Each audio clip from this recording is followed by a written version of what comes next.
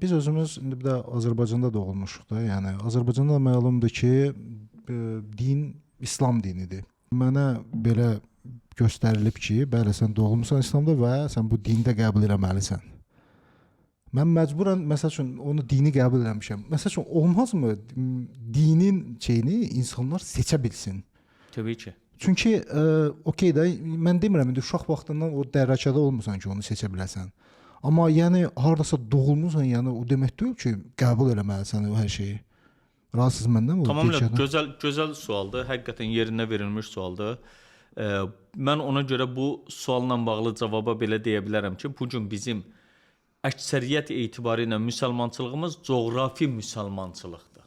Və yaxud da xristianlığımız, yaxud buddizmimiz yenə də coğrafi buddizm xristianlıqdır. Çünki insanlar araşdıraraq bu dini seçmirlər.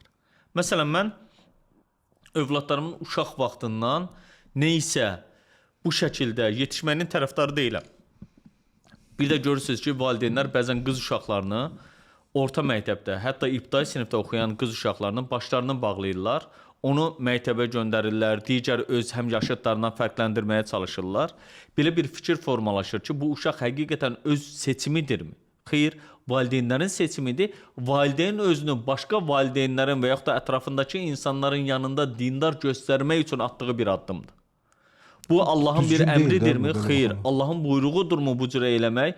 Xeyr. Bu sənin özünün öz dünya görüşünün və yaxud da dini dünya görüşünün təzahürünün nəticəsidir. Ona görə də mən həmişə deyirəm ki, məsələn, mən düzdür, namaz qıldığımız ərəfədə övladım gəlir, bizə qoşulur, sual verdiyi zaman danışıram, amma sual vermədiyi zaman ona xüsusi olaraq bununla bağlı bir məlumat vermirəm. Amma sonra özləri oxuduqları zaman, baxdıqları zaman, gəlib soruşduqları zaman müzakirə edirik. Mənim böyük uşaqlardan məsələn soruşduqları bir şey var idi ki, oxuduğun əlindəki kitabın həqiqətən Allahdan gələn bir kitab olduğunu mənə sübut eləyə bilərsənmi? Çox gözəl sual idi.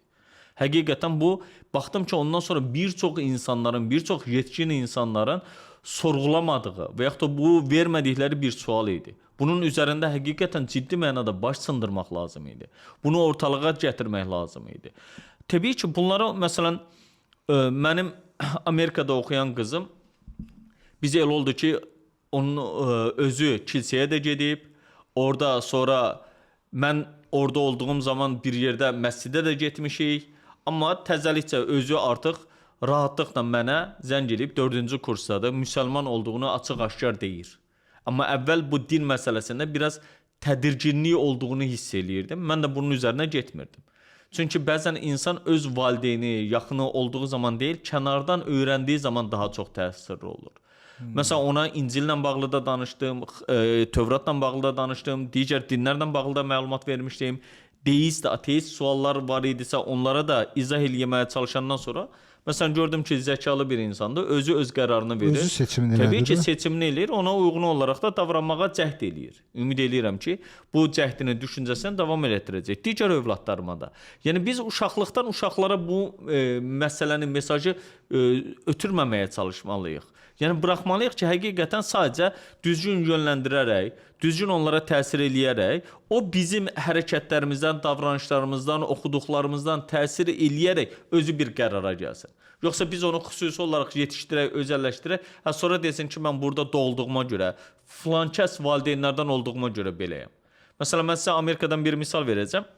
Quran tərcüməçisi var. Həmin adamın özündən şəxsən görüşdük, bir neçə gündə bərabər olmuşduq. Onun Quran tərcüməçisi olmasına baxmayaraq 2 övladı var. Biri konqresə namizədliyini vermişdi hətta. Məsələn, onların ikisi də deistdir. Amma o uşaqlar Amerikada doğulubdular, böyüyübdülər. Sonra bir növ Türkiyəyə gəldilər, artıq araşdırmağa başladılar. Biri də təsəvvür edin Apple firmasında 300 milyonluq bir büdcəyə sahib şöbəyə rəhbərlik eləyirdi. Artıq dinlə bağlı maraqlanmağa başladılar. Bəli, biri artıq özünü müsəlman olaraq təqdim eləməyə başlayıb. Yəni bunun gəldiyi yaş dövrü 25-27 yaş aralığındadır. Yəni bu az bir şey deyil. Yəni insan özü elədiyi zaman daha ciddi olur. Məsələn biz də doğulduğumuz zaman müsəlman olaraq doğulmuşuq. Ancaq müsəlmançılığımız nədən ibarət olub? Yas məclislərindən ibarət olurdu ki, orada mollanın dediyi sözlər və yaxud da sadəcə namaz qılmaqdan ibarət olurdu, yaxud Ramazanda ancaq oruç tutmaqdan ibarət olurdu. Amma Allahın bizdən istədiyi haqq, ədalət məsələsi, yaxınlarımızın əleyhinə olsa belə ədalətdən uzaqlaşmamağımız, yalan danışmamağımız, sonra insanların qarşısında insanların neyinəsə görə əyilib bükülməməyimiz, şəxsiyyət kimi formalaşmağımız, insanlara haqqı çatdırmağımız, doğrunun yanında olmağımız, bu kimi meyarlar qalır bir kənarda.